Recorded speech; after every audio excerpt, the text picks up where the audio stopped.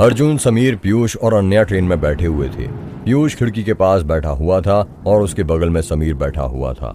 वहीं उसके सामने दूसरी खिड़की पर अनन्या और उसके बगल में अर्जुन बैठा हुआ था। तुझे क्या लगता था कि हम लोग नहीं आएंगे? रुद्र दोस्त नहीं, भाई हमारा, और यदि हम ही उसके बुरे वक्त में उसके साथ नहीं रहेंगे तो कौन रहेगा? पीयूष ने अर्जुन से कहा। सॉरी यार, वो उस वक्त तुम लोग बात ही ऐसी कर रहे थे कि मुझे गुस्सा आ गया, और गुस्से में मैंने जो मन में आया वो बोल दिया। तुम लोगों को तो पता ही है ना, गुस्से में इंसान से हर वक्त गलत फैसले ही होते हैं, अर्जुन ने कहा। सॉरी बोलने की जरूरत नहीं है भाई, हम लोग समझ सकते हैं। आखिर तू रुद्र का जिगरी यार जो है, तेरा गुस्सा होना लाजमी था, समीर ने कहा। वैसे ये बता, तूने रुद्र को बताया है नहीं कि हम लोग उसके गांव आ रहे हैं? अनन्या ने कहा। वो मैंने उसे कॉल किया था पर उसने कॉल नहीं उठाया। घर के नंबर पर भी किया पर लगा नहीं। शायद सब लोग आंटी जी के क्रियाक्रम की तैयारी कर रहे हैं। हाँ, हो सकता है, समीर ने कहा। यार पता नहीं रुद्र की क्या हालत हो रही होगी, बहुत अकेला पड़ गया होगा बेचारा, अनन्या ने कहा। हाँ यार, याद है कॉलेज के दिनों में बात बात पर हर किस्से में आंटी जी को ले आता था। आंटी जी से बहुत प्यार करता था बेचारा, पर अब तो आंटी जी ही नहीं रही। पता नहीं क्या हालत बना ली होगी उसने, कुछ खाया भी होगा या नहीं, पीयूष ने कहा। पता नहीं यार, जब वक्त से पहले माँ गुजर जाती है ना तो ऐसा लगता है जैसे आपके सिर पर की छत किसी ने छीन ली हो, जिस छत के नीचे हर वक्त आप डर के मारे छुप जाया करते थे, समीर ने अपने स्वर्गीय माँ को याद करते हुए कहा। अर्जुन, समीर, पीयूष और अनन्या बात ही कर रहे थे कि तभी वहां ट्रेन के अंदर बैठे सभी लोग बोगी खिड़की लगाने लग जाते हैं। पीयूष के समझ नहीं आता कि ऐसा क्यों हो गया है कि सभी लोग एक साथ अपने अपने पास की खिड़की बंद कर रहे हैं। ये हो क्या रहा है? सभी लोग अपनी अपनी सीट के पास की खिड़की बंद क्यों कर रहे हैं? पीयूष ने कहा। पता नहीं यार, समीर ने कहा। यार तुम्हें कुछ अजीब नहीं लग रहा? ऐसे कैसे सब लोग एक साथ खिड़की लगा रहे हैं, वो भी इतनी जल्दी जल्दी? अनन्या ने कहा। अजीब तो लग रहा है यार, मैं तो हैरान हूं ये सब देखकर, समीर ने कहा। टिकट टिकट, टीसी ने कहा। टीसी अपने हाथ में एक लिस्ट और पेन पकड़ा हुआ था, जिसने काला कोट और सफेद कोट पैंट पहना हुआ था। टीसी की उम्र करीब 45 साल होगी। अर्जुन अपने पर्स में से टिकट निकालता है और टीसी को दिखाता है। पीयूष के मन में बार बार ये बात आ रही थी कि सब लोग खिड़की क्यों बंद कर रहे हैं। उसने सोचा शायद टीसी को कुछ पता हो, इसलिए वो उससे पूछता है। वैसे क्या आप बता सकते हैं कि सब लोग खिड़कियां क्यों बंद कर रहे हैं? आप लोगों को नहीं पता क्या? टीसी ने हैरानी के साथ कहा। नहीं पता, तभी तो आपसे पूछ रहे हैं, समीर ने कहा। टनल आ रही है ना, इसीलिए सब लोग खिड़की बंद कर रहे हैं। टनल आ रही है तो सब खिड़की क्यों बंद कर रहे हैं? खिड़की बंद करने से टनल का क्या लेना देना? अनन्या ने कहा। लेना देना है तभी तो खिड़की बंद कर रहे हैं। अगर खिड़की नहीं लगाएंगे तो वो अंदर आ जाएंगे। टीसी ने वो अंदर आ जाएंगे धीरे से कहा। जितने धीरे से टीसी ने वो अंदर आ जाएंगे कहा था, उतनी ही जोर से पीयूष कहता है, कौन अंदर आ जाएंगे? लगता है तुम लोगों को कुछ पता ही नहीं है। क्या पता नहीं है? पीयूष ने अपने सिर पर हाथ रखते हुए कहा। हमारे भारत में जब अंग्रेजों का राज था, उस समय लॉर्ड विलियमसन ने टनल नंबर 10 बनवाने का आदेश जारी किया था। टनल नंबर 10 का काम शुरू हो गया था और टनल नंबर 10 का एक भाग पूरा बन गया था। बस थोड़ा सा ही काम बाकी था, पर अचानक से हादसा हुआ। टनल नंबर 10 का ऊपर का हिस्सा अपने आप गिर गया, जिस कारण टनल बनाने वाले मजदूर, उनके बीवी बच्चे, इंजीनियर उसके नीचे आ गए और उन सबकी जान चली गई। कुछ महीनों बाद टनल नंबर 10 तो बन गई, पर अकाल मृत्यु और अधूरी इच्छाओं के साथ मरने के कारण उन मजदूरों की आत्माएं उस टनल में फंसी रह गईं और उनकी आत्मा टनल नंबर 10 के अंदर भटकने लग गई। आज भी उनकी आत्मा टनल नंबर 10 में भटक रही है। यही कारण है कि सभी लोग टनल नंबर 10 के आने से पहले खिड़की लगा रहे हैं। यदि उन्होंने ऐसा नहीं किया तो वो आत्माएं अंदर आ जाएंगी और उनके शरीर में प्रवेश कर जाएंगी। ये आप क्या बात कर रहे हैं? ऐसा कैसे हो सकता है? और वैसे भी यदि आत्माएं अंदर आ गईं और किसी के शरीर में प्रवेश कर गईं तो कैसे पता चलेगा? समीर ने कहा। यदि वो आत्माएं अंदर आ गईं और किसी के शरीर के अंदर प्रवेश कर गईं तो जिस स्टेशन पर वो उतरने वाले थे, उस स्टेशन पर ही जब ट्रेन रुकेगी तो उसकी मौत हो जाएगी। और ये कोई अफवाह नहीं है, ऐसा सच में हुआ है कई लोगों के साथ। अपनी आंखों के सामने मैंने लोगों को मरते देखा है। अगर तब भी तुम्हें मेरी बातों पर भरोसा नहीं है तो 10-5 मिनट बाद ही टनल नंबर 10 आने वाली है, तुम खुद ही देख लेना। इतना कहकर वो टीसी वहां से चला जाता है। टीसी के जाते ही पीयूष अपने बगल और सामने खिड़कियां बंद करने लगता है। ये क्या कर रहा है मोटे? समीर ने कहा। दिख नहीं रहा खिड़की बंद कर रहा हूँ? एक तो पहले ही मेघ की चुड़ैल कम है क्या, जो यहाँ से भी अपने साथ आत्मा को ले जाऊं? तू ना मोटे बहुत डरता है। सुन, लगाना ही है तो कांच वाला नीचे करना, देखूं तो जरा कैसी आत्माएं भड़कती हैं टनल में, समीर ने कहा। यार तुम्हें क्या लगता है वो टीसी अंकल सच बोल कर गए हैं या बस ऐसी मनगढ़ंत कोई सी कहानी बना दी हमें डराने के लिए ताकि हम भी खिड़की लगा लें? अनन्या ने कहा। जो कहानी अंकल ने सुनाई वो मनगढ़ंत है या सच ये तो नहीं पता, पर क्या तुम लोगों को पता है अपने इंडिया में ऐसे कई टनल हैं जहां पर सच में आत्माएं भड़कती हैं? अर्जुन ने कहा। क्या बात कर रहा है? पीयूष ने हैरानी के साथ कहा। हाँ यार, मैंने पढ़ा है कालका से शिमला जाने वाले रेल रूट पर एक टनल पड़ती है जिसका नाम है, क्या नाम है, हाँ याद आया, टनल नंबर 33, जिसे बरोक टनल भी कहते हैं वहां कप्तान बरोक की आत्मा भटकती है। सिर्फ टनल ही नहीं बल्कि रेलवे स्टेशन पर भी आत्माएं भटकती हैं। पश्चिम बंगाल के पुरुलिया जिले में बेगुनकोदा रेलवे स्टेशन पड़ता है। सुना है वहां पर सफेद साड़ी में एक औरत की आत्मा भटकती है। ऐसे कई रेलवे स्टेशन हैं जहां पर आत्माएं भटकती हैं। यही कारण है कि कभी कभी लोग अपने आप रेलवे ट्रैक की तरफ खींचे चले जाते हैं और गिर जाते हैं, जिससे उनकी मौत हो जाती है। असल में आत्माएं उन्हें ट्रैक की तरफ धक्का दे देती हैं। यार बात तो उसकी सही है, मैंने भी ये महसूस किया है। तुमने वो पैरासिया का स्टेशन देखा है? वहां पर रात में किसी के कदमों के चलने की आहट सुनाई देती है, पर दिखाई कोई नहीं देता। और सिर्फ मैंने ही नहीं, ऐसे कई लोग हैं जिन्होंने किसी के चलने के कदमों की आहट को सुना है, पीयूष ने कहा। सिर्फ अपने इंडिया में नहीं बल्कि चीन के काबाओ स्टेशन और इंग्लैंड का रायडान स्टेशन पर भी आत्माओं की उपस्थिति महसूस की गई है। कई लोगों ने कई आवाजें सुनी है वहां पर, और अदृश्य तरीके से मौत भी हुई है कई लोगों की। यार ये सब छोड़ो अभी, और वो देखो टनल नंबर 10 आने वाली है, पता नहीं अब क्या होगा, अनन्या ने कहा। अर्जुन और टीसी की बात सुनकर पीयूष और डर गया था। उसका गला सूखने लग गया था। अर्जुन, पीयूष, समीर और अनन्या चारों शांत हो जाते हैं और सोचने लगते हैं कि क्या होने वाला है। क्या सच में टनल नंबर 10 के अंदर किसी की आवाजें सुनाई देने वाली हैं? चारों ही पसीने से भीग गए थे और एक दूसरे को देखने लग गए थे। कुछ ही देर में टनल नंबर 10 आने वाली है।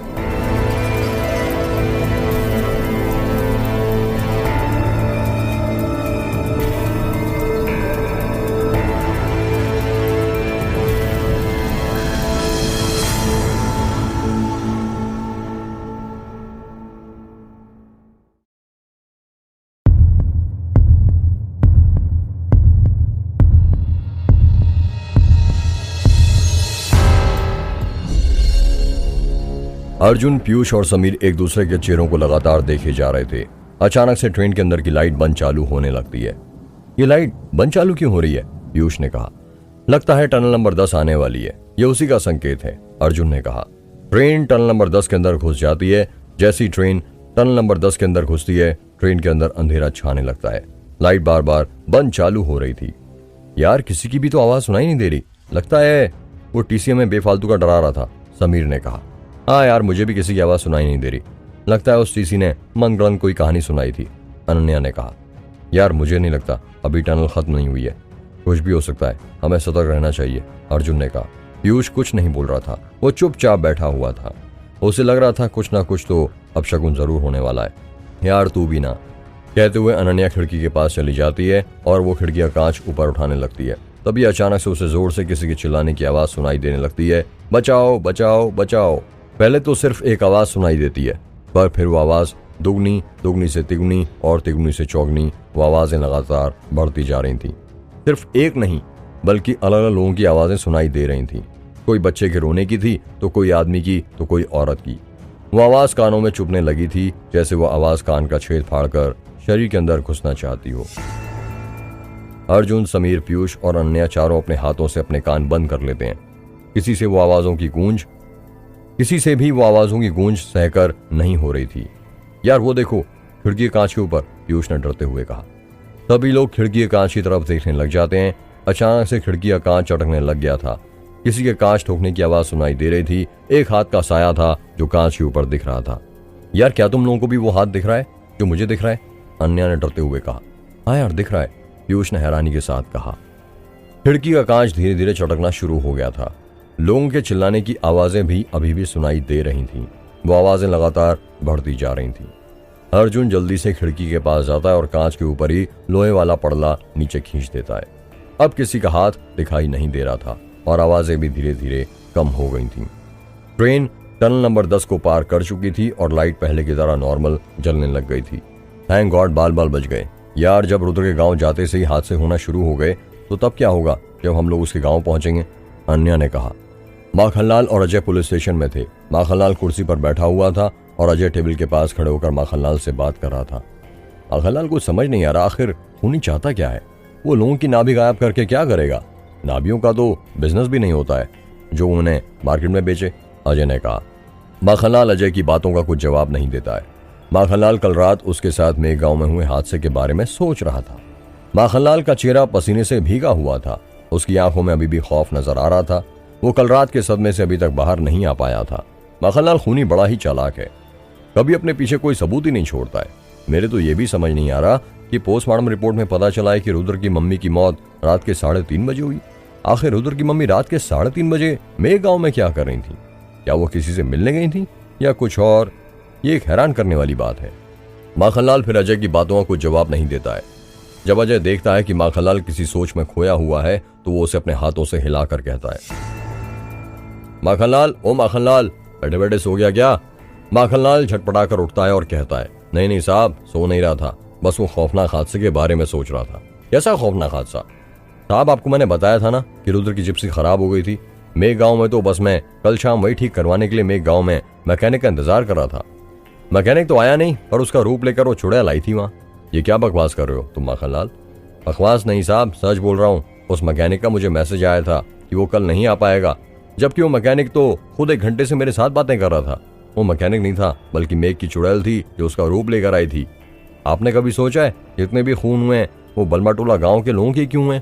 नहीं, क्यों हुए साहब? क्योंकि अभी सिर्फ मेघ का पहला दरवाजा खुला है। आपको पता है, उसने मुझे ये भी बताया कि जिस दिन मेघ का दूसरा दरवाजा खुल जाएगा उस दिन वो दास गांव के लोगों को भी मारना शुरू कर देगी। दास गांव से याद आया साहब, आपको पता है 19 साल पहले जिस औरत को जलाया गया था, उस हादसे का साक्षी महेंद्र सिंह अभी भी जिंदा है। ये उन्हीं 3 सरपंचों में से एक सरपंच है जिसने उस रात उस औरत को जलाया था। क्या कहा? दास गांव के सरपंच महेंद्र सिंह जिंदा है? हाँ साहब, पता नहीं इतनी बड़ी बात हमारे दिमाग में कैसे निकल गई। हम उससे ही सीधे क्यों नहीं पूछते कि आखिर 19 साल पहले उसने और उसके साथियों ने उस औरत को क्यों जलाया था? आखिर क्या कसूर था उस औरत का? नहीं माखनलाल, हम बिना किसी सबूत के उससे कुछ नहीं पूछ सकते। और तुम्हें तो पता ही है, उस दिन जब हम लोग मेघ गांव की पुलिस चौकी गए थे तो वहां पर हमें कोई केस दर्ज नहीं मिला था जिसमें 19 साल पहले किसी औरत को जलाया गया हो। और हाँ, गौरी की फाइल जरूर मिली थी जिसमें किसी ने उसकी गुमशुदा होने की रिपोर्ट लिखवाई थी। ये गुत्थी अभी भी गुत्थी ही बनी हुई है। कानून सबूत मांगता है और सरकारी कागजातों में कोई जिक्र ही नहीं है कि किसी औरत को 19 साल पहले जलाया गया था। अगर हम सरपंच से पूछताछ करने चले भी गए तो तुम्हें क्या लगता है कि वो साफ साफ बता देगा कि उस औरत को क्यों जलाया गया था? मुजरिम कभी भी अपना गुनाह अपने मुंह से कबूल नहीं करता है, बल्कि करवाना पड़ता है। और गांव में कोई भी कभी सरपंच के खिलाफ कोई गवाही नहीं देगा, क्योंकि पैसा और डर सच को दबा देता है। हमें कोई ना कोई प्लान बनाना पड़ेगा जिससे सरपंच खुद बता दे कि आखिर 19 साल पहले उस औरत को क्यों जलाया गया था। जी साहब, पता करो कि आजकल दास गांव के सरपंच महेंद्र सिंह की जिंदगी कैसी चल रही है, आखिर कौन कौन है उसके परिवार में। जी साहब, वैसे ये बताओ, तुमने रुद्र को उसका मोबाइल वापस कर दिया था ना, जो हमें उसकी माँ की लाश के पास से मिला था? माखनलाल अपनी पैंट की जेब चेक करने लगता है और देखता है कि उसकी जेब में सिर्फ उसका मोबाइल ही रखा हुआ था। अरे मोबाइल कहाँ गया? कहीं मेघ गांव में तो नहीं गिर गया? माखनलाल ने धीरे से कहा। ये क्या बोल रहे हो माखनलाल? मोबाइल मेघ गांव में गिरा दिया? तुम इतने लापरवाह कैसे हो सकते हो? वो किसी की अमानत थी। अब जल्दी चलो मेघ गांव मोबाइल ढूंढने, वरना वो लोग क्या सोचेंगे कि पुलिस खुद इतनी लापरवाह है कि लोगों के सामान गुमा देती है, और हमारे सामान की कैसे हिफाजत करेगी? क्या कहा साहब? मेघ गांव चलना पड़ेगा? और नहीं तो क्या, एक तो गलती करते हो, ऊपर से उसे ठीक भी नहीं करते हो। अब मोबाइल ढूंढकर वापस तो करना ही पड़ेगा ना। माखनलाल और अजय मेघ गांव जाने के लिए रवाना हो जाते हैं।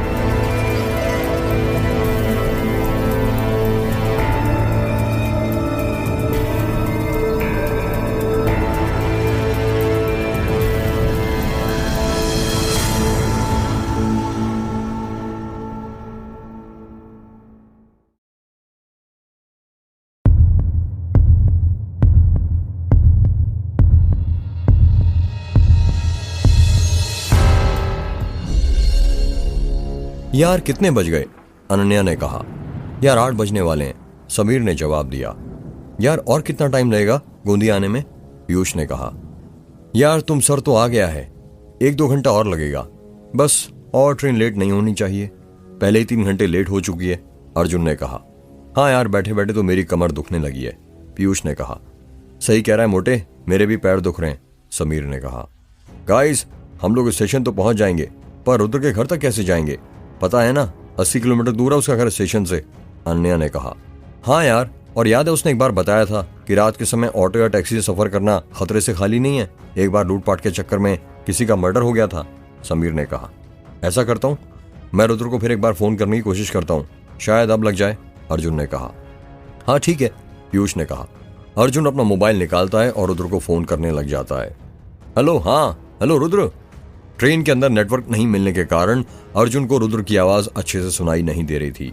इसलिए अर्जुन अपनी जगह से उठता है और ट्रेन की बोगी के दरवाजे के पास जाकर रुद्र से बात करने लग जाता है। हाँ रुद्र, हम लोग आ रहे हैं, तू राम काका को लेने के लिए भेज देना हम लोगों को, हम स्टेशन पर इंतजार करेंगे। हाँ ठीक। इतने में ही अर्जुन का फोन कट जाता है। अर्जुन वापस से अपनी सीट के पास चला जाता है। क्या बोला रुद्र ने, हो गई उससे बात? अन्या ने कहा। हाँ हो गई। हाँ बोल रहा था और कुछ बोला नहीं, आवाज भी भारी भारी लग रही थी, शायद सदमे में हो अभी भी, अर्जुन ने कहा। अजय और माखनलाल जिप्सी में बैठे हुए थे और मेघगांव पहुंचने वाले थे। साहब आप हर वक्त जब अंधेरा होने वाला रहता है तभी मुझे मेघगांव क्यों ले जाते हैं? माखनलाल ने कहा।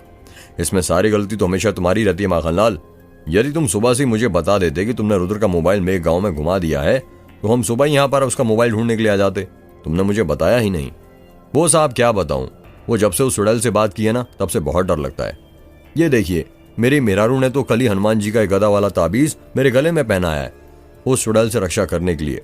माखनलाल ने अपने गले का गदा वाला ताबीज दिखाते हुए कहा। माखनलाल तुम ना बहुत डरते हो, मैंने कितनी बार बोला है तुमसे, ये भूत प्रेत चुड़ैल डायन कुछ नहीं होते हैं। साहब यदि नहीं होते तो आप ही बताइए, फिर आप क्यों जानना चाहते हैं कि 19 साल पहले उस औरत को क्यों जलाया गया था? आप भी उसकी आत्मा की शांति के लिए यही कर रहे हो ना, ताकि उसकी आत्मा को शांति मिले और वो लोगों को मारना बंद कर दे। नहीं माखनलाल, तुम गलत समझ रहे हो। ये सब मैं कोई उसकी आत्मा की शांति वांति के लिए नहीं कर रहा हूँ, बल्कि मैं तो बस उस औरत को इंसाफ दिलाना चाहता हूँ। उसके मरने के बाद भी आखिर क्यों जलाया गया था उस औरत को, बस इसी सवाल का जवाब मैं जानना चाहता हूँ। अच्छा। अजय और माखनलाल मेघगांव पहुंच गए थे। कुएं के पास ही अजय ने जिप्सी रोक दी थी क्योंकि माखनलाल का कहना था शायद यहीं कहीं पर रुद्र का मोबाइल गिरा हो। तुम्हें पता है माखनलाल, जब भी मैं इस गांव में आता हूँ मुझे एक अपनापन सा लगता है, सारी जगह जानी पहचानी लगती है, पर बस याद कुछ नहीं आता है। अजय ने रुद्र का मोबाइल ढूंढते हुए कहा। साहब जानी पहचानी तो लगेगी ही ना, आखिर बचपन में आप भी इसी गांव के स्कूल में जो पढ़ते थे। पर बस ये समझ नहीं आया कि मुझे तो अपने बचपन की कुछ यादें याद हैं, पर आपको कुछ क्यों याद नहीं है आपके बचपन का? पता नहीं माखनलाल, बस बचपन की ये सिर की चोट ही है यादों में, जो शायद उम्र भर रहेगी। अजय ने अपनी सिर के चोट के निशान पर हाथ लगाते हुए कहा। अजय और माखनलाल मोबाइल के टॉर्च की रोशनी में रुद्र का मोबाइल ढूंढते हुए आगे बढ़ रहे थे। मेघगांव पूरा सुनसान पड़ा हुआ था। अंधेरा इतना ज्यादा था कि मोबाइल के टॉर्च की रोशनी में भी ज्यादा कुछ दिखाई नहीं दे रहा था। हवा के चलने के कारण पेड़ जब हिलते थे तो ऐसा लगता था जैसे कोई फुसफुसा रहा हो। माखनलाल और अजय रुद्र का मोबाइल ढूंढ ही रहे थे कि तभी माखनलाल को चूड़ियां खनकने की आवाज सुनाई देती है। खन खन खन। साहब आपने आवाज सुनी? कैसी आवाज? चूड़ियां खनकने की आवाज साहब। अबे सुनसान गांव में कौन चूड़ियां खनखनाएगा माखनलाल, तुम्हारे ना कान बज रहे और कुछ नहीं है। नहीं साहब, मेरे कान नहीं बज रहे, आप गौर से सुनिए, मुझे अभी भी चूड़ियां खनकने की आवाज सुनाई दे रही है। अजय माखनलाल की बात मानकर चूड़ियां खनकने की आवाज सुनने की कोशिश करने लग जाता है और उसे कोई आवाज सुनाई नहीं देती है। कहा माखनलाल, कोई भी तो आवाज सुनाई नहीं दे रही है। साहब मुझे तो अभी भी चूड़ियां खनकने की आवाज सुनाई दे रही है, माखनलाल ने हैरानी के साथ कहा। माखनलाल तुम ही बताओ, इस गांव में कोई नहीं रहता, फिर कौन लड़की चूड़ियां पहनकर इस गांव में घूमेगी? वो चुड़ैल और कौन? साहब तुम फिर शुरू हो गए, जब देखो चुड़ैल चुड़ैल करते। अचानक से अजय बोलते बोलते रुक जाता है। अजय को भी चूड़ियां बजने की आवाज सुनाई देने लग गई थी। क्या हुआ साहब, आप अचानक से बोलते बोलते चुप क्यों हो गए? माखनलाल तुम सही बोल रहे थे, चूड़ियां बजने की आवाज सुनाई दे रही है। देखा साहब, आप ना कभी यकीन नहीं करते थे मेरी बातों पर, अब हो गया ना भरोसा। अब जल्दी चलिए वापस, हमें जल्दी से जल्दी यहाँ से निकलना पड़ेगा, वरना वो चुड़ैल हमारा भी काम तमाम कर देगी। माखनलाल तुम पागल हो रहे हो क्या? हो सकता है कोई लड़की घूम रही हो चूड़ियां पहनकर। जल्दी से चूड़ियों की आवाज का पीछा करो, समझे? साहब आप क्यों अपनी और मेरी मौत को बुलावा दे रहे हैं, चुपचाप निकल जाते ना यहाँ से। माखनलाल अपनी बकवास बंद करो और मैंने जितना कहा है उतना करो, समझे? ये ऑर्डर है मेरा। जी साहब, माखनलाल ने डरते हुए कहा। अजय और माखनलाल चूड़ियों की आवाज का पीछा करने लग जाते हैं। जैसे जैसे वो उसका आवाज का पीछा किए जा रहे थे, चूड़ियां बजने की आवाज और तेज होती जा रही थी। आवाज का पीछा करते करते वो लोग मेघगांव के स्कूल के पास पहुंच जाते हैं। जैसे ही वो लोग स्कूल के पास पहुंचते हैं, चूड़ियां बजने की आवाज आनी बंद हो जाती है। माखनलाल आवाज तो यहीं से आ रही थी ना? हाँ साहब, यहीं से तो आ रही थी, फिर अचानक बंद कैसे हो गई? पता नहीं साहब, वो देखिए, माखनलाल ने अपनी उंगली से इशारा करते हुए कहा।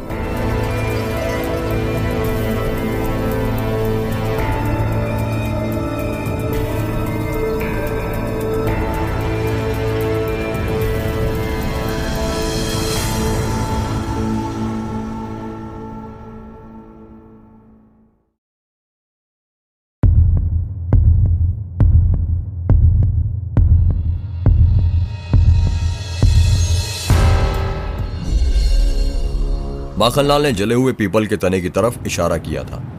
वो तो पेड़ है और कुछ नहीं माखनलाल। नहीं साहब, वो सिर्फ पेड़ नहीं है, ये वो पेड़ है जहां पर उस औरत को बांधकर जलाया गया था। और अभी आपने खुद सुना, चूड़ियां बजने की आवाज यहीं से आ रही थी। इसका ये मतलब है कि वो चुड़ैल यहीं कहीं पर घूम रही है। माखनलाल, तुम ना जब देखो बस चुड़ैल की रट लगाए रहते हो, हर जगह तुम्हें बस वही दिखती है। तो आप ही बताइए साहब, अभी आपने खुद चूड़ियां बजने की आवाज सुनी थी ना, बताइए वो कहां से आ रही थी? कौन यहां पर चूड़ियां पहनकर घूमेगा? माखनलाल, हो सकता है हम दोनों को धोखा हुआ हो। देखो, तुमने कहा कि चूड़ियां बजने की आवाज सुनाई दे रही है। पहले मुझे वो आवाज सुनाई नहीं दी थी, पर फिर मुझे भी वो आवाज सुनाई देने लगी, क्योंकि तुमने कहा शायद तुम्हें हेलुसिनेशन हुआ था, और मुझे भी। साहब, ये हेलुसिनेशन क्या भला है? हेलुसिनेशन मतलब कुछ ऐसी घटनाओं की कल्पना करना जो कभी हुई ही नहीं। कभी कभी ऐसा होता है कि हम दीवारों में, बादलों में, परछाइयों में अजीब अजीब से चेहरे देखने लगते हैं, जिन्हें हम भूत समझ बैठते हैं। बस ये सब हमारे मन का वहम है और कुछ नहीं, समझे? पर साहब, पर कुछ नहीं, चुप बैठो, समझे? वैसे रुद्र की जिप्सी स्कूल के पास ही खराब हुई थी ना?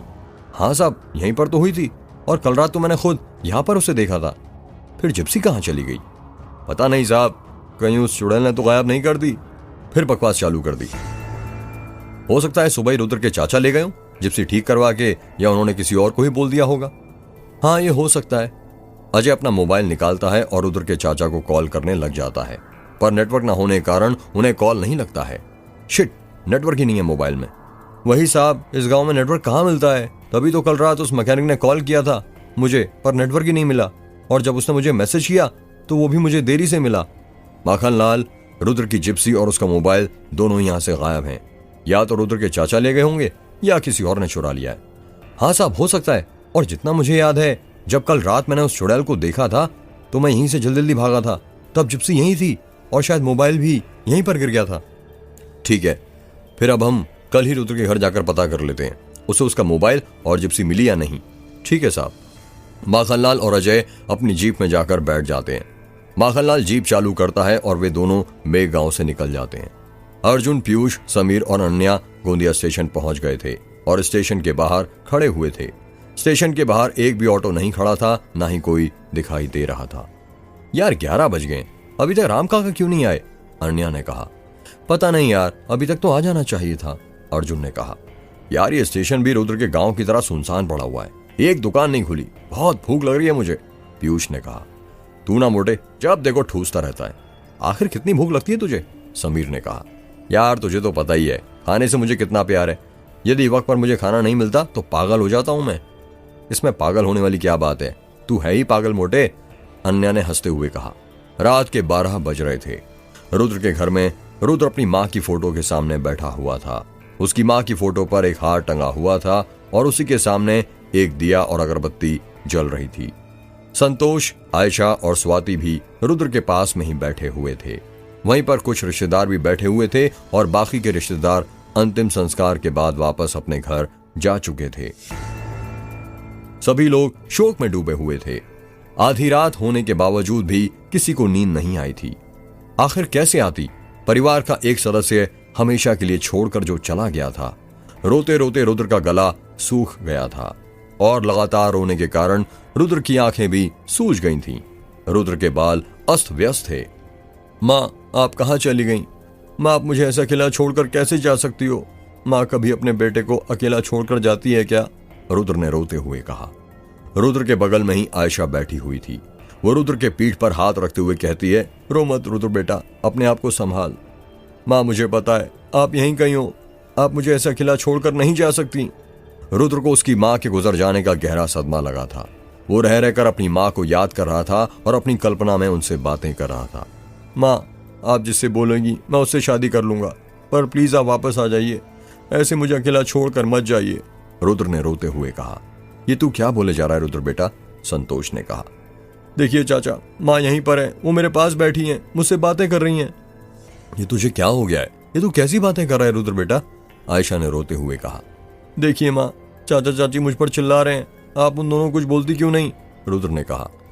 ये तू क्या बोले जा रहा है रुद्र बेटा? आयशा ने रोते हुए कहा। माँ माँ माँ, आप कहाँ जा रही हो? नहीं, आप ऐसे नहीं जा सकती, देखिए ना चाची माँ कहाँ जा रही हैं, आप रोकिए ना उन्हें, रुद्र ने कहा। आयशा रुद्र की बातों का कुछ जवाब नहीं देती, क्योंकि लाख कोशिश करने के बावजूद वो रुद्र को उसकी मां की मौत के सदमे से बाहर नहीं निकाल पाई थी। संतोष ने भी बहुत कोशिश की थी, पर वो कुछ नहीं कर पाया था। अचानक से रुद्र चुप हो जाता है। रुद्र बार बार अपनी मां को याद कर रहा था, उनसे बातें कर रहा था और बात करते करते एकदम चुप हो जाता था। मां के गुजर जाने का उसके दिमाग पर गहरा असर पड़ा था। वो कुछ मेंटली डिस्टर्ब हो गया था। अचानक से रुद्र की मां की तस्वीर के पास जल रहा दिया अपने आप बुझ जाता है। ये क्या? ये तो अपशगुन हो गया। दिया ऐसे बुझना नहीं चाहिए था, आयशा ने डरते हुए कहा। आयशा, हवा चल रही है, शायद इसी की वजह से बुझ गया हो, संतोष ने कहा। पर ऐसे तस्वीर के पास से दिया बुझना अपशगुन माना जाता है, आयशा ने कहा। मां आएगी, मां आएगी, रुद्र बड़बड़ाने लग जाता है। मां, मैं माचिस लेकर आती हूँ, स्वाति ने कहा। स्वाति वहां से उठती और माचिस लेने चली जाती है। रुद्र अभी भी मां आएगी की रट लगाए जा रहा था। स्वाति माचिस लेकर आती और रुद्र की मां की तस्वीर के सामने रखा दिया जलाने लग जाती है, पर जैसे ही वो दिया जलाती है वो दिया फिर बुझ जाता है। ये क्या हो रहा है? ये दिया बुझ क्यों रहा है जी? आयशा ने डरते हुए कहा। पता नहीं, अच्छे से जला स्वाति बेटा, ला माचिस मुझे दे, संतोष ने स्वाति के हाथ से माचिस लेते हुए कहा। संतोष जैसे ही माचिस जलाता है, जोर जोर से दरवाजा खटखटाने की आवाज आती है। टक टक टक टक। इतनी रात को कौन आया होगा जी? आयशा ने कहा। पता नहीं, मैंने कहा था ना मां आएगी, देखो मां आ गई, रुद्र ने कहा। रुद्र की बात सुनकर आयशा, संतोष और स्वाति हैरान हो जाते हैं। रुद्र अपनी जगह से उठता है और दरवाजा खोलने जाने लगता है। जब वो दरवाजा खोलने जा रहा था, उस वक्त भी वो बस यही बोले जा रहा था, मां आ गई, मां आ गई।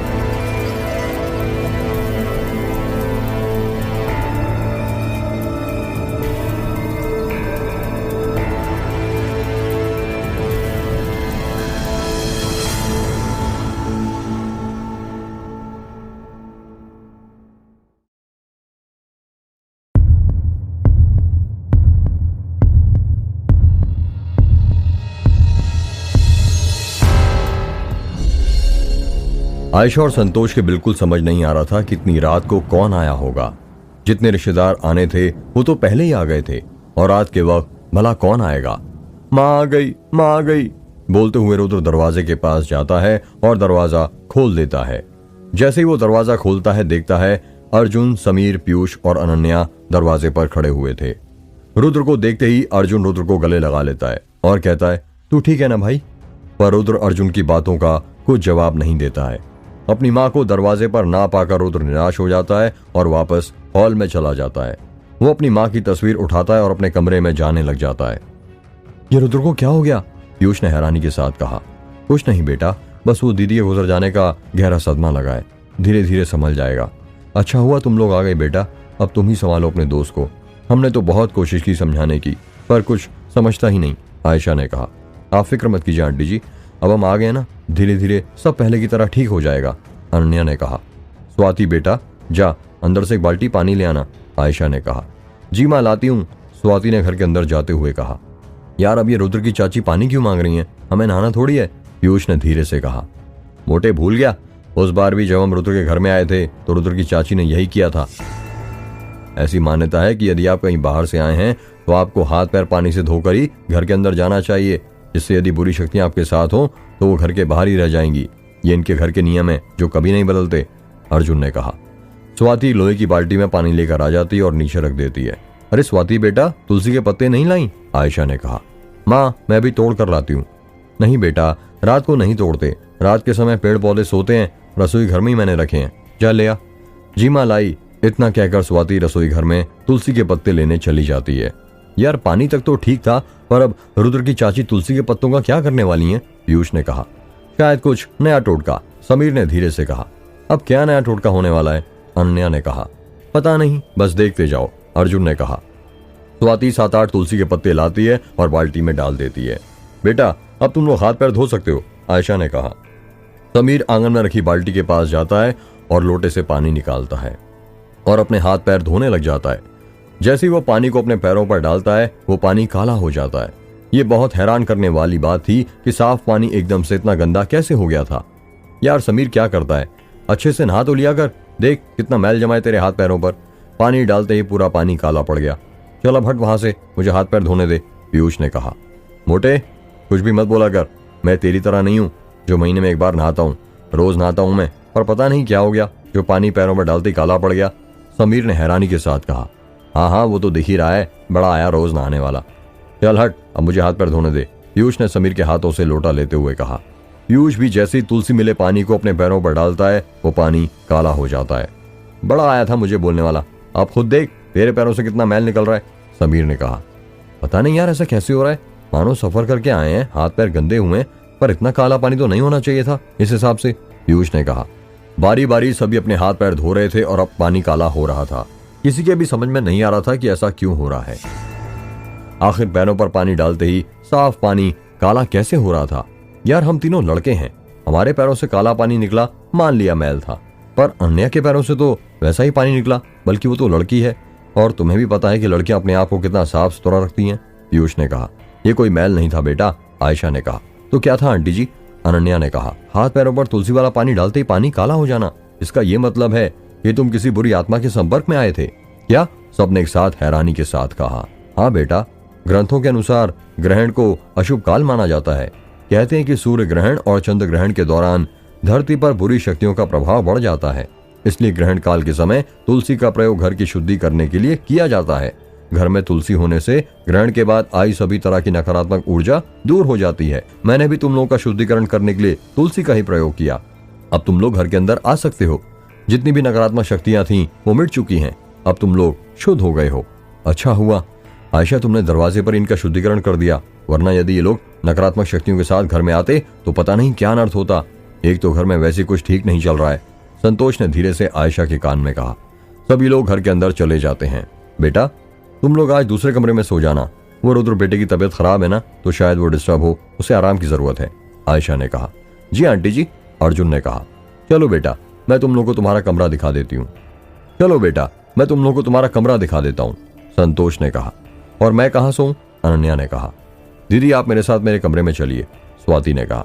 सभी लोग अपने अपने कमरे में चले जाते हैं। अर्जुन, समीर और पीयूष कमरे के अंदर बिस्तर पर बैठे हुए थे। रात के 2 बज रहे थे। तभी समीर कहता है, यार पहली बार पता चला कि तुलसी के पौधे से शुद्धिकरण भी किया जाता है। मुझे तो लगा था कि सिर्फ सर्दी जुकाम और आयुर्वेद में ही बस तुलसी काम आती है। हाँ यार मुझे भी, मेरी मम्मी भी जब मुझे सर्दी होती थी तो काली चाय में तुलसी ही डालकर दिया करती थी, पीयूष ने कहा। लगता है तुम दोनों को बहुत कुछ नहीं पता है, जरा ये बताओ तुलसी कितने प्रकार की होती है, अर्जुन ने कहा। आई थिंक 2 प्रकार की, एक हरी, दूसरी वो थोड़ी जामुनी रंग की होती है ना, लाल। लाल, समीर ने कहा। नहीं भाई, तुलसी 5 प्रकार की होती है। क्या कहा, 5 प्रकार की, जरा बताना कौन कौन सी, पीयूष ने हैरानी के साथ कहा। पहली श्याम तुलसी, दूसरी राम तुलसी, तीसरी श्वेत विष्णु तुलसी, चौथी वन तुलसी और 5वीं, समीर ने कहा, 5वीं नींबू तुलसी। तुम्हें पता है तुलसी के इन 5 प्रकारों को मिलाकर इनका अर्क निकाला जाए तो। अर्क मतलब, पीयूष ने बीच में ही अर्जुन को टोकते हुए कहा। अर्क मतलब रस मोटे, तो मैं ये कह रहा था, हाँ यदि इनका अर्क निकाला जाए तो ये विश्व की सबसे प्रभावकारी और बेहतरीन दवा बन सकती है। ये एक antioxidant, antibacterial, antiviral, anti flu और एंटीबायोटिक, जिस तरह तुलसी एक आयुर्वेदिक औषधि है, ठीक उस तरह हमारे हिंदू धर्म में इनके पीछे एक कथा भी है। कैसी कथा, पीयूष ने कहा।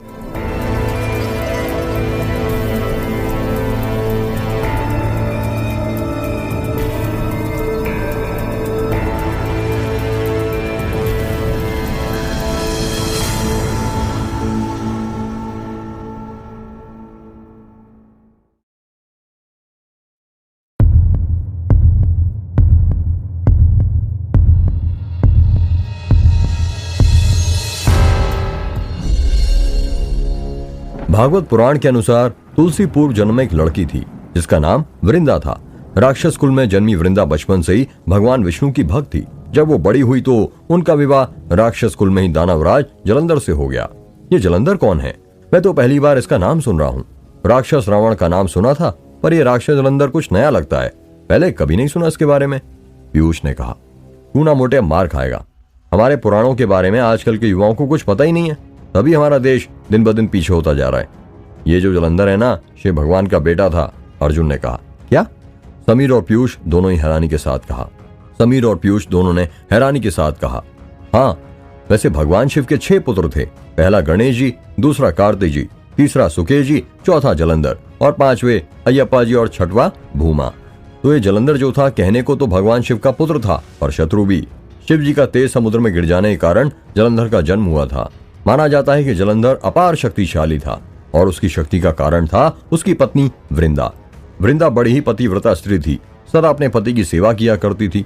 एक बार देवताओं और दानवों में युद्ध हुआ। जब जलंधर युद्ध पर जाने लगा तो वृंदा ने कहा, स्वामी आप युद्ध पर जा रहे हैं, आप जब तक युद्ध में रहेंगे मैं पूजा में बैठकर आपकी जीत के लिए अनुष्ठान करूंगी। जब तक आप नहीं लौट आते मैं अपना संकल्प नहीं छोड़ूंगी। फिर क्या हुआ?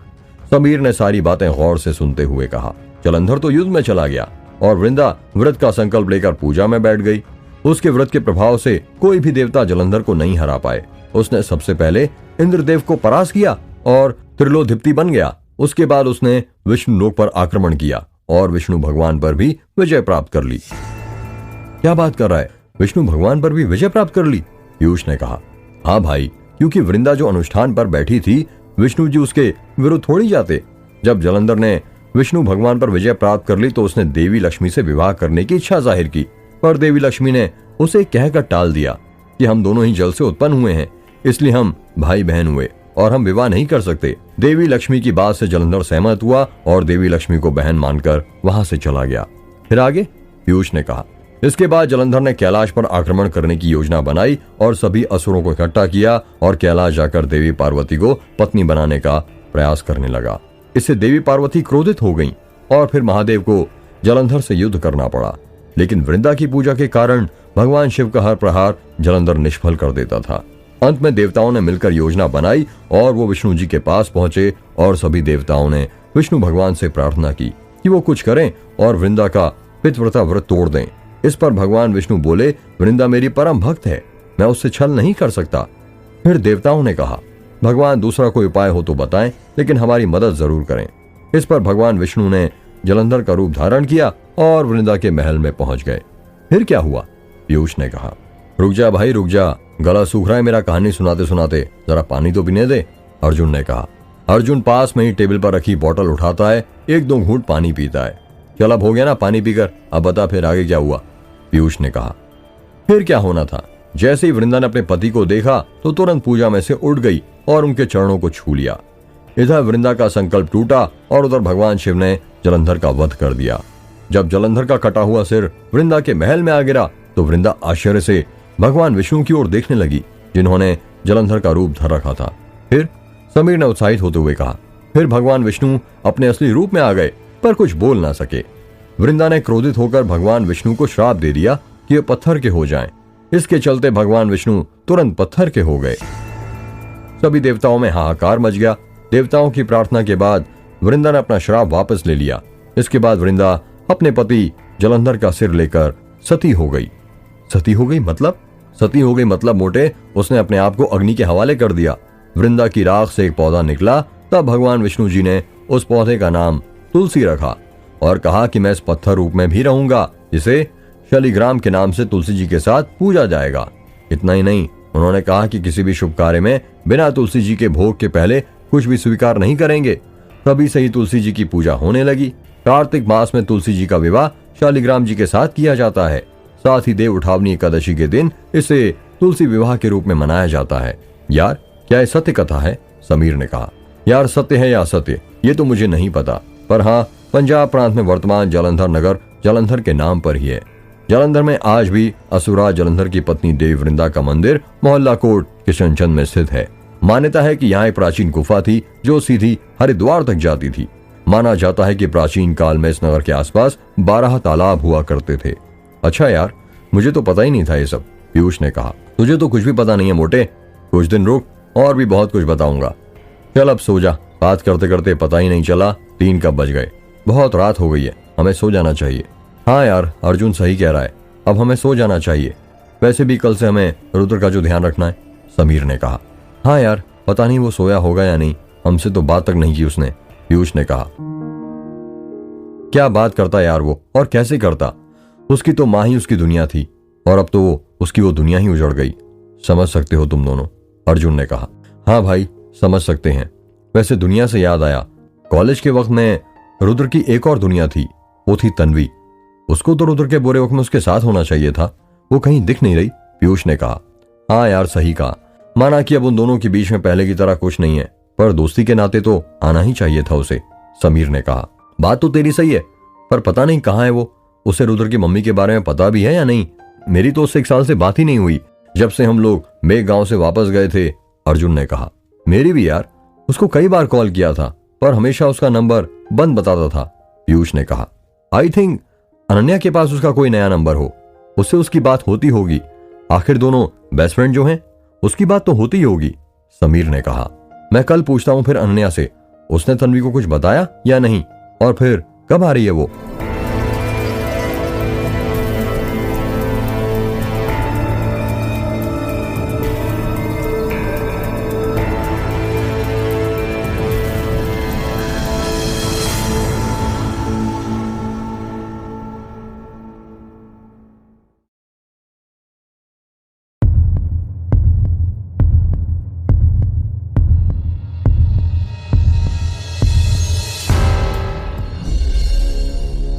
सुबह के 10 बज रहे थे। रुद्र के सभी दोस्त उठ गए थे और नीचे हॉल में नाश्ता कर रहे थे, पर रुद्र अभी तक सो रहा था। वो रात भर अपनी मां की याद में आंसू बहाते रहा था और सो नहीं पाया था। सभी लोग नाश्ता कर ही रहे थे कि तभी कोई दरवाजे की बेल बजती है। आयशा रसोई घर में काम कर रही थी। वो कहती है, अरे राम काका, जरा देखना कौन आया है। जी छोटी मालकिन, अभी देखता हूं, कहते हुए राम काका दरवाजा खोलने जाते हैं। जब राम काका दरवाजा खोलते हैं तो देखते हैं अजय और माखनलाल आ गए थे। इंस्पेक्टर साहब आप? राम काका ने दरवाजे पर खड़े खड़े कहा। हाँ राम काका, हम। संतोष जी अंदर हैं? अजय ने कहा। हाँ अंदर ही है, आइए आइए ना, आप अंदर आइए। अजय और माखनलाल घर के अंदर जाने लगे। जब अजय और माखनलाल घर के अंदर पहुंचते हैं तो घर के सभी लोग सुबह सुबह अजय और माखनलाल को देखकर हैरान हो जाते हैं। आ गए आप लोग? माखनलाल ने रुद्र के दोस्तों को देखते हुए कहा। हाँ माखनलाल जी आ गए, पीयूष ने कहा। वैसे कब आए आप लोग? अजय ने कहा। जी बस कल रात को ही, वो ट्रेन लेट हो गई थी ना, वरना शाम तक ही आ जाते, अर्जुन ने कहा। अच्छा हुआ इंस्पेक्टर साहब आप आ गए। वो भाभी के अंतिम संस्कार में मैं थोड़ा बिजी था, इसलिए आपका शुक्रिया अदा करना ही भूल गया। आपका बहुत बहुत शुक्रिया, संतोष ने कहा। पर किस बात के लिए आप हमारा शुक्रिया अदा कर रहे हैं? अजय ने कहा। वो आपने हमारी जिप्सी ठीक करवा के अपने आदमी को रुद्र के दोस्तों को लेने के लिए स्टेशन पर भेजा था ना, और उसी के हाथों रुद्र का मोबाइल भी भिजवाया था। संतोष ने कहा। क्या कहा? हमारा आदमी और हमने रुद्र के दोस्तों को लेने के लिए स्टेशन भिजवाया था? माखनलाल ने हैरानी के साथ कहा। हाँ इंस्पेक्टर साहब, आपने ही तो उस आदमी को भेजा था। अर्जुन रात को हुई घटना को याद करने लगता है। रात के 11 बजे थे और अर्जुन, समीर, पीयूष और अनन्या स्टेशन के बाहर राम काका का इंतजार कर रहे थे। राम काका का इंतजार करते करते सभी लोग बहुत थक गए थे और वो स्टेशन के बाहर ही बैठ जाते हैं। यार कब आएंगे राम काका, मुझे तो नींद आने लगी है, अनन्या ने कहा। हाँ यार मुझे भी, एक तो सफर की पहले से थकावट है, ऊपर से राम काका भी नहीं आए अभी तक, समीर ने कहा। यार कहीं वो मेघ की चुड़ैल ने राम काका को बीच रास्ते में तो नहीं पकड़ लिया, पीयूष ने कहा। यार तू फिर शुरू हो गया। जब 1 साल पहले उस चुड़ैल को पुजारी मुक्ति दिला चुके हैं तो वापस लौटकर कैसे आ सकती है, समीर ने कहा। वो चुड़ैल है भाई, और वो कुछ भी कर सकती है, मौत को भी धोखा देकर आ सकती है, पीयूष ने कहा। तू और तेरे बेमतलब के सवाल दोनों ही सेंसलेस है मोटे, समीर ने कहा। पीयूष और अर्जुन बात ही कर रहे थे कि तभी स्टेशन के सामने एक जिप्सी आकर रुकती है। जिप्सी के अंदर एक आदमी बैठा हुआ था जिसने शॉल ओढ़ी हुई थी। उसने शॉल अपने सिर तक ओढ़ी हुई थी, जिस कारण उसका चेहरा नहीं दिख पा रहा था।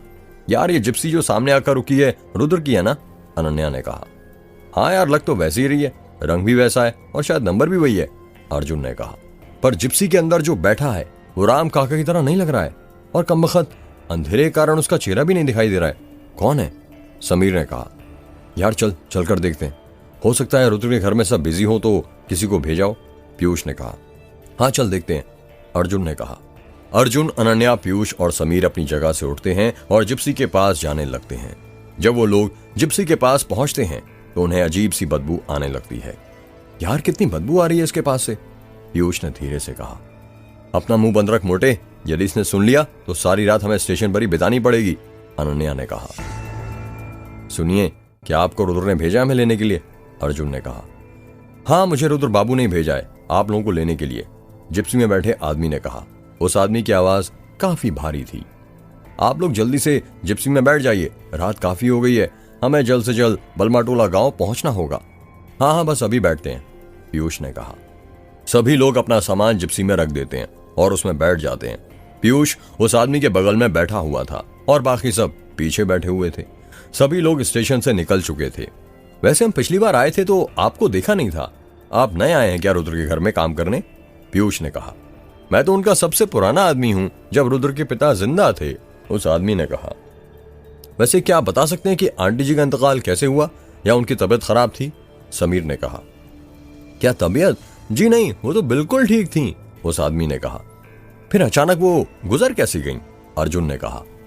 उनको उस चुड़ैल ने मारा है, उस आदमी ने कहा। क्या कहा, चुड़ैल? सभी ने एक साथ हैरानी से कहा। हाँ, चुड़ैल।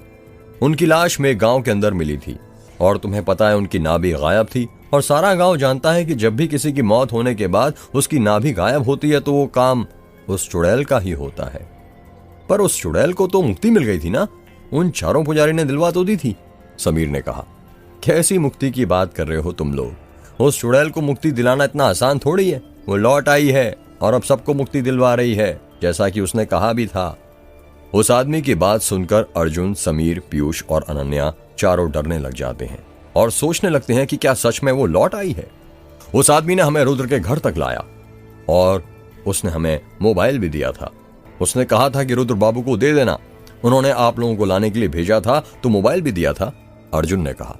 इसका मतलब उस आदमी को रुद्र ने भेजा था और जिप्सी भी उसी ने ठीक करवाने के भिजवाई थी, अजय ने कहा। पर ऐसा कैसे हो सकता है कि रुद्र तो कल दिन भर मेरे साथ था, और आप तो जानते हैं कि भाभी के गुजरने के बाद से वो कितना अपसेट है। वो तो खुद का ख्याल नहीं रख पा रहा। अभी जिप्सी किसी को ठीक करवाने कैसे भिजवा सकता है? और वैसे भी माखनलाल जी, आपने ही तो कहा था कि जिप्सी आप ठीक करवा कर भेजेंगे, संतोष ने कहा। हाँ कहा था, पर आपको सब कैसे बताऊं? माखनलाल ने इतना ही कहा था, तभी अजय कहता है। क्या आप लोगों को याद है कल रात जिसने आप लोगों को घर तक ड्रॉप किया, वो दिखता कैसा था? नहीं इंस्पेक्टर साहब, रात में अंधेरा इतना था, हमें उसका चेहरा दिखाई नहीं, और उसने शॉल ओढ़ी हुई थी। एक कारण यह भी था, अनन्या ने कहा। हमारा उस आदमी का पता लगाना बहुत जरूरी है। आखिर वो कौन था और उसके पास रुद्र की जिप्सी और मोबाइल क्या कर रहे थे? कहीं साहब वो चोर तो नहीं? नहीं माखनलाल, कैसी बात करते हो? यदि वो चोर होता तो रुद्र के दोस्तों को स्टेशन पर लेने थोड़ा ना जाता और मोबाइल भी वापस नहीं करता। हो सकता है वो खूनी हो। क्या? पर फिर वो रुद्र के दोस्तों को लेने स्टेशन क्यों जाएगा और उसकी जिप्सी ठीक क्यों करवाएगा? पता नहीं माखनलाल, अब ये तो तभी पता चलेगा जब हम उसे पकड़ेंगे, समझे?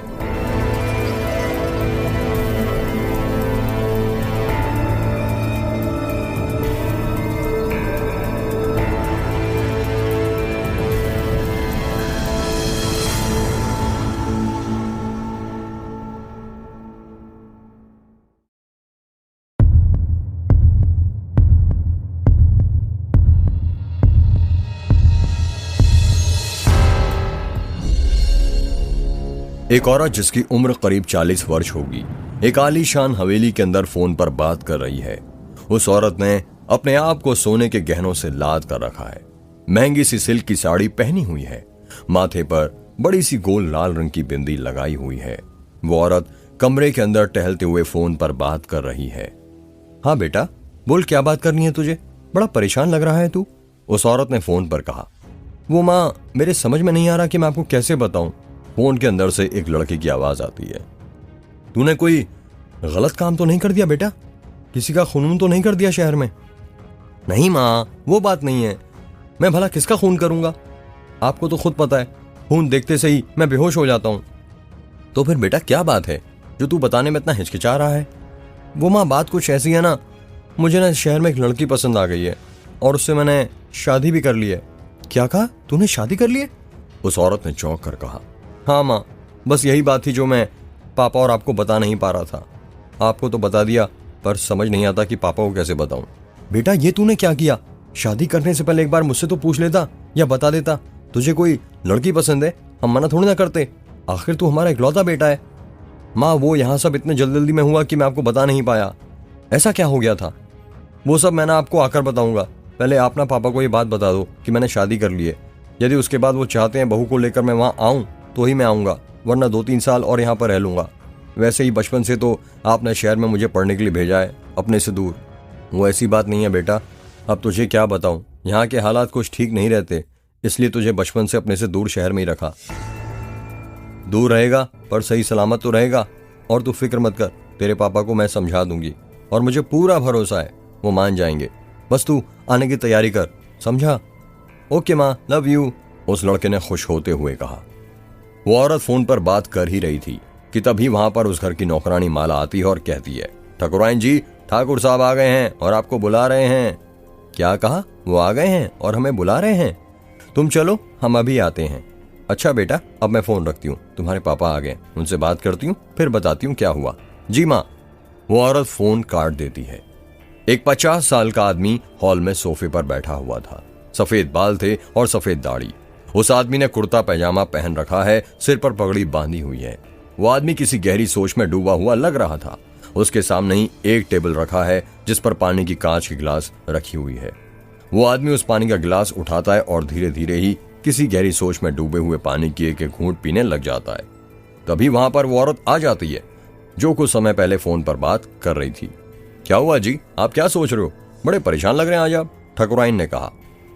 कुछ नहीं ठकुराइन, बस यही सोच रहा हूं कि भगवान भी हमें कैसे कैसे दिन दिखाएगा। हमारे प्रिय मित्र तेज बहादुर की पत्नी लता का उस चुड़ैल ने खून कर दिया, और बताओ, हम उसे आखिरी बार देखने तक उसके अंतिम संस्कार में भी नहीं जा पाए। महेंद्र सिंह ने कहा। पर आप लता भाभी के अंतिम संस्कार में क्यों नहीं जा पाए? आपको तो जाना चाहिए था, आखिर कितना अच्छा रिश्ता था हमारा उनके साथ। वो तो मुझे अपनी सगी छोटी बहन की तरह रखती थी, ठकुराइन ने कहा। तुम सही कह रही हो ठकुराइन, हमें जाना चाहिए था, पर तुम खुद ही बताओ हम कैसे जाते?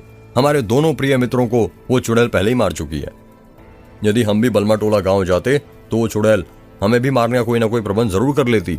वो तो अच्छा हुआ कि अभी दास गांव के पास का मेघ का दूसरा दरवाजा नहीं खोला और उसने हमारे गांव में कदम नहीं रखा है, वरना हमारा गांव भी बलमा टोला गांव की तरह बर्बाद होना शुरू हो जाता। ठाकुर जी, आप पुजारी से बात क्यों नहीं करते? हाँ हाँ करता हूँ, मैं कल ही उनके पास जाता हूँ और इस समस्या का कुछ समाधान निकालने के लिए कहता हूँ। वो कोई ना कोई उपाय जरूर निकाल लेंगे। काश उस रात हम तीनों ने उस औरत को नहीं जलाया होता। पर आप तीनों ने अपने साथियों के साथ मिलकर उस औरत को जलाया ही क्यों था? ना आप उसे जलाते, ना वो अपना बदला लेती। अब उसे क्यों जलाया गया था और किस मकसद से जलाया गया था, इससे तुम्हें क्या लेना देना? मेरी पत्नी हो तुम, और सिर्फ पत्नी बनो, मेरी मालकिन बनने की कोशिश मत करो, समझी? उस रात उस बंद कमरे का राज सिर्फ हम 3 दोस्तों को ही पता है, और वो राज राज ही रहने दो। यदि वो खुल गया तो फिर वो राज राज नहीं रहेगा, समझी? और हम तीनों दोस्तों ने वादा किया था कि चाहे कुछ भी हो जाए वो बात किसी को नहीं बताएंगे। और तुम्हें भी पता है हम ठाकुर हैं, जान चली जाए पर वादा कभी नहीं तोड़ा करते। जी, ठकुराइन ने नीचे मुंडी करते हुए कहा। और तुम्हारे लाडले बेटे कुलदीप से बात हुई? महेंद्र सिंह की बातों का ठकुराइन को जवाब नहीं देती है, वो चुपचाप खड़ी रहती है। मैं कुछ पूछ रहा हूं ठकुराइन, मुझे जवाब दो। तुम्हारी कुलदीप से बात हुई या नहीं? बाप से तो उसे बात करना ही पसंद नहीं है। जी हुई थी, ठकुराइन ने धीरे से कहा। क्या बात हुई और कब आ रहा है वो? कई साल हो गए उसका चेहरा देखे। जी वो आने के लिए तैयार तो है, पर उसकी एक शर्त है, ठकुराइन ने हिचकिचाते हुए कहा। कैसी शर्त? महेंद्र सिंह ने हैरानी के साथ कहा। वो अपने साथ किसी को लाना चाहता है, जब आप उसे अपनाएंगे तभी वो आएगा। मतलब? तुम साफ साफ कहोगी, कहना क्या चाहती हो? यूं घुमा फिरा कर बात मत करो, समझी? जी वो कुलदीप ने शादी कर ली है। क्या कहा? कुलदीप ने शादी कर ली है? वो भी बिना हमें बताए? हाँ जी। और चढ़ाओ बेटे को सर पर, देख लिया क्या गुल खिलाया उसने शहर जाकर। अब आप गुस्सा मत कीजिए, आप किसी गुस्से के कारण वो गांव नहीं आ रहा है। बेटा है हमारा और जवान लड़का है, इस उम्र में प्यार नहीं करेगा तो कब करेगा? बात वो नहीं है ठकुराइन, तुम समझ नहीं रही हो। हमें बता तो देता कौन लड़की है, किसकी लड़की है। और सोचो, यदि वो लड़की गलत निकली तो हमारे लड़के की तो जिंदगी बर्बाद हो जाएगी ना। ठाकुर साहब, आप ना हमेशा गलत ही सोचते हो। मेरे लड़के की पसंद है और आपको भी पता है कि आज तक उसकी पसंद कभी गलत नहीं हुई है। हाँ ये बात तो है। चलो अब हो गई गलती तो हो गई, कुछ नहीं कर सकते। परंपरा के अनुसार दोबारा शादी तो नहीं करा सकते, पर हाँ समाज वालों को दावत तो देनी ही पड़ेगी। आखिर समाज में बहुत इज्जत है हमारी। उन्हें भी तो पता चल जाए ठाकुर साहब के लड़के ने शादी कर ली है। अपने लड़के से कहो जल्दी आ जाए यहाँ बहू के साथ, समझी? महेंद्र सिंह की बात सुनकर ठकुराइन बहुत खुश हो जाती है और कहती है, मुझे पूरा यकीन था आप जरूर मान जाएंगे। बाप भले ही बाहर से कितना भी कठोर क्यों ना हो, अंदर से वो नरम ही रहता है, नारियल की तरह।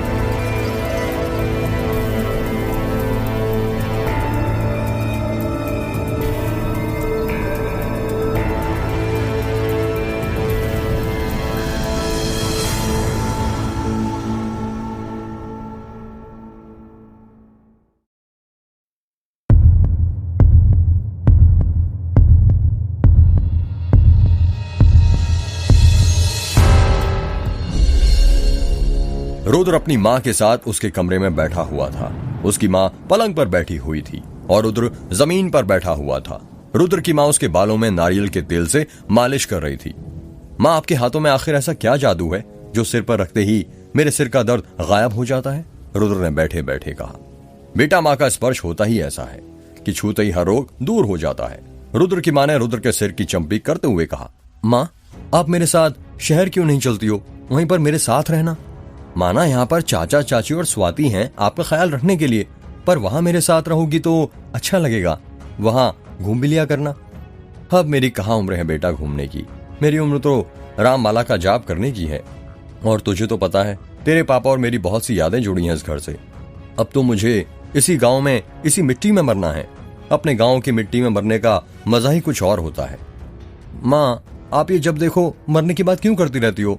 आपको पता है ना मैं आपके बगैर नहीं रह सकता, आपके बिना मैं कुछ नहीं हूं। रुद्र ने गुस्से में कहा। इसलिए तो कहती हूँ शादी कर ले बेटा, मेरे जाने के बाद तेरा ख्याल रखेगी। और रही सर की मालिश की बात तो वो भी कर दिया करेगी। वैसे भी पत्नियों के आने के बाद बेटों को अपनी पत्नियों के हाथ ज्यादा पसंद आते हैं। माँ, आप भी ना कुछ भी बोलती हो। बेटा, मैं मजाक नहीं कर रही हूँ, सीरियसली कह रही हूँ। कुछ देर रुकने के बाद रुद्र की माँ कहती है, तू तन्वी से शादी क्यों नहीं कर लेता है? माँ, आप फिर शुरू हो गई। कितनी बार जिक्र करेंगी आप तन्वी का? जब देखो हर बात में आप तन्वी को बीच में ले आती हो। बस तन्वी तन्वी तन्वी करती रहती हो आप। अब हम दोनों एक नहीं हो सकते, कितनी बार बताऊं मैं आपको? पर क्यों बेटा, आखिर ऐसा क्या हो गया है जो तुम दोनों एक नहीं हो सकते? बस हम एक नहीं हो सकते माँ। कुछ सवाल ऐसे होते हैं जिनके जवाब नहीं होते हैं। और वैसे भी 6-7 महीने हो गए जब से तन्वी यहां से गई है, मेरी उससे बात ही नहीं हुई है। मैं भी उसे भूल गया हूं और आप भी उसे भूल जाइए। बेटा, पहला प्यार भूलकर भी भुलाया नहीं जा सकता। और यदि तुम्हें लगता है तुम उसे भूल गए हो तो बस तुम अपने आप को धोखा दे रहे हो और कुछ नहीं। रुद्र अपनी मां की बात का कुछ जवाब नहीं देता है। चल छोड़, यदि तू नहीं चाहता मैं तन्वी की बात करूं तो मैं नहीं करूंगी। पर तुझे बता दूं, तन्वी अच्छी लड़की है और उसके साथ तेरी जोड़ी अच्छी लगती है। मां, रुद्र ने प्यार से कहा।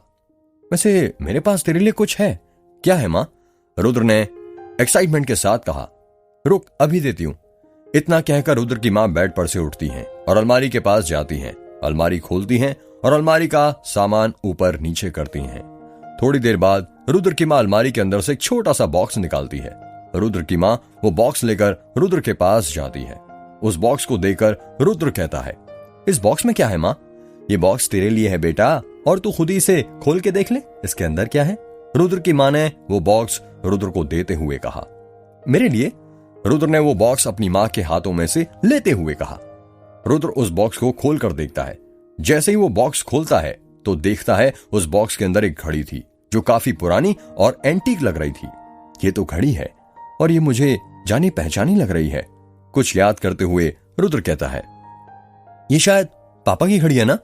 रुद्र ने उस घड़ी को देखते हुए कहा, हाँ बेटा, ये उन्हीं की घड़ी है और ये उनकी आखिरी निशानी है।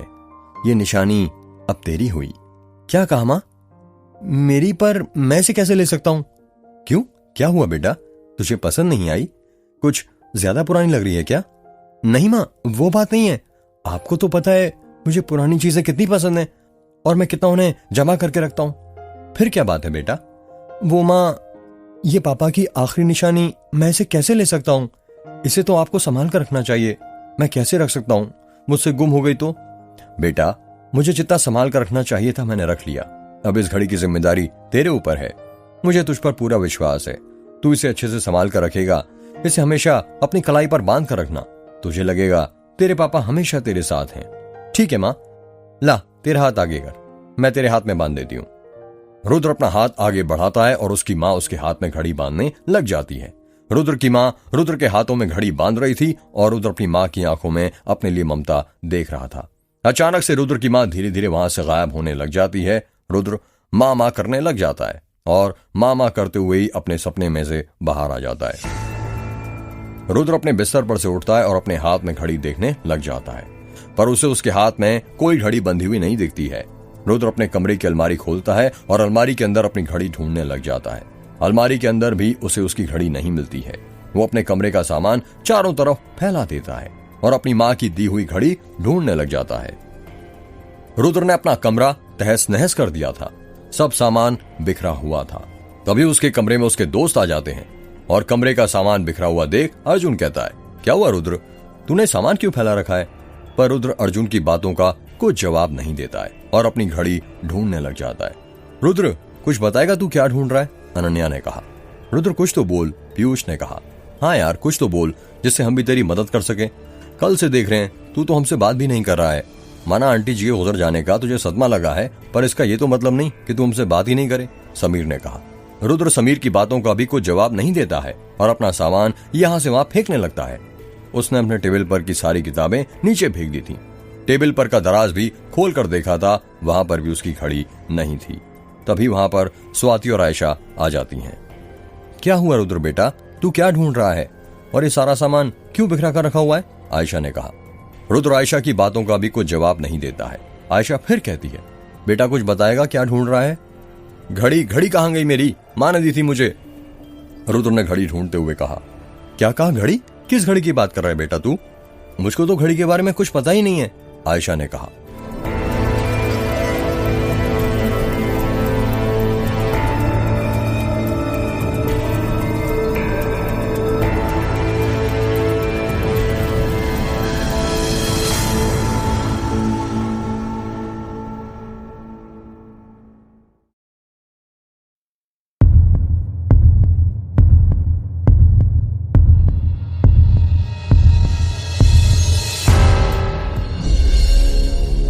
घड़ी कहाँ गई मेरी?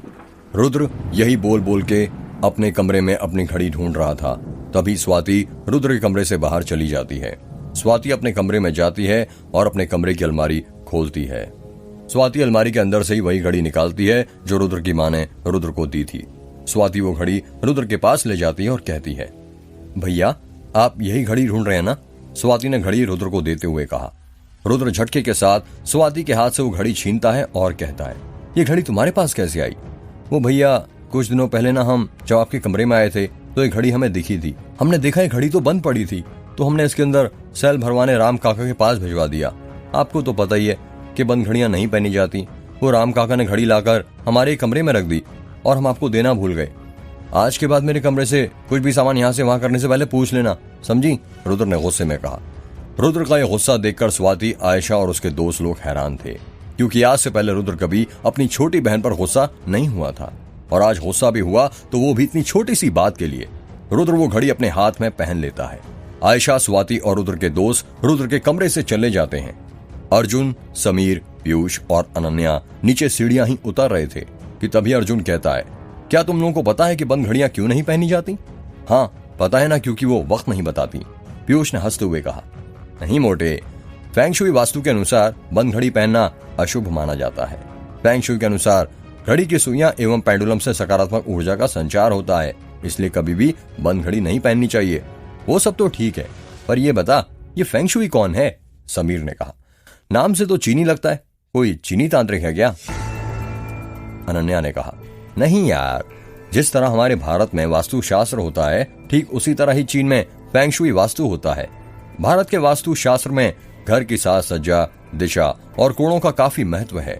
वहीं चीनी वास्तु शास्त्र यानी कि फेंग शुई पूरे ब्रह्मांड और पर्यावरण के बीच ऊर्जा के संतुलन के बारे में है। फेंग शुई शास्त्र जल व वायु पर आधारित है। फेंग शुई के उपाय करके घर के वास्तु दोष संबंधी तमाम तरह की परेशानियों का अंत हो जाता है। वास्तु का अर्थ होता है वस्तु और शास्त्र का अर्थ है ज्ञान।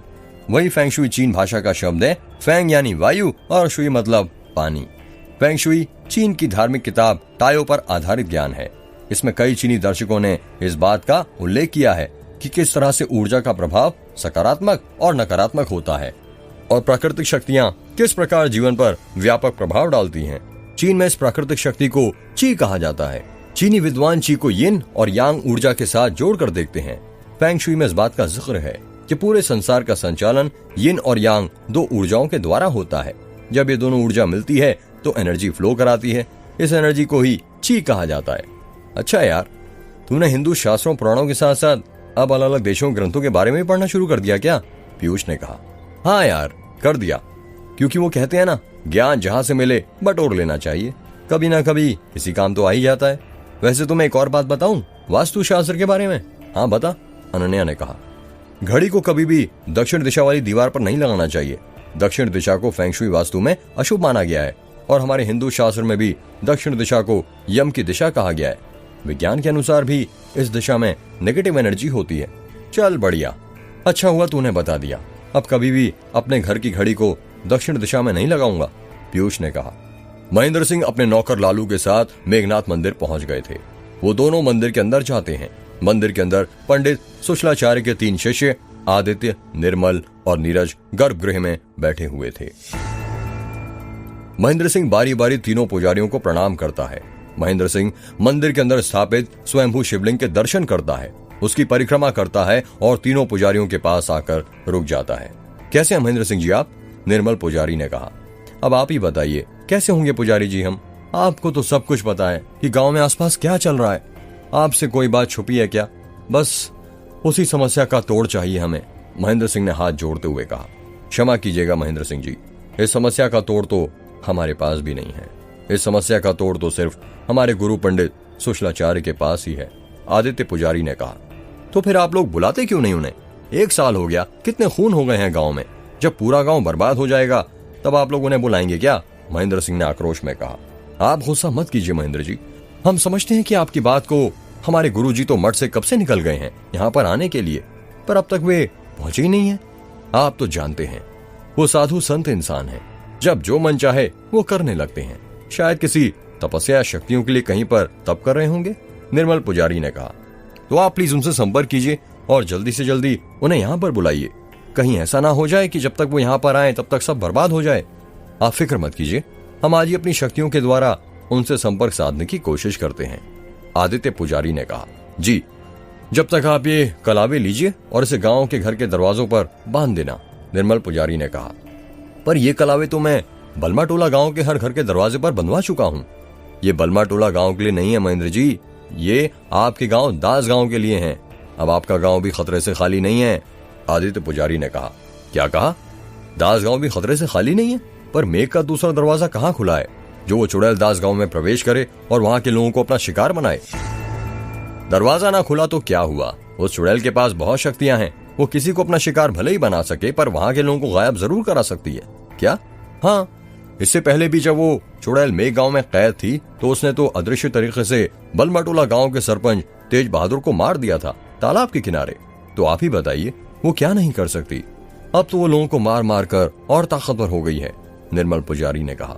आपको पता है महेंद्र जी, ये चुड़ैल जो है जैसे जैसे अपना शिकार करते जाती है और ताकतवर होती जाती है, आदित्य पुजारी ने कहा। ये आप क्या बोल रहे हैं पुजारी जी? आप तीनों कुछ करते क्यों नहीं? आप उस चुड़ैल को क्यों नहीं रोकते? हमारे पास उतनी शक्तियां नहीं हैं कि हम उस चुड़ैल से लड़ सकें, इसलिए हम हमारे गुरु सुशलाचार्य का इंतजार कर रहे हैं। एक बात याद रखिए, अभी अशुभ काल चल रहा है, इसलिए अपने लोगों और गांव का ख्याल रखिए। कोई भी कदम बढ़ाना खतरे से खाली नहीं है, आदित्य पुजारी ने कहा। ये लीजिए, और जैसा मैंने कहा था, ये कलावे आपके गांव के प्रत्येक दरवाजे पर बांध देना। ये कलावा उस परिवार की रक्षा करेंगे, बस उनसे कहना घर से बाहर न निकलें। जी पुजारी जी।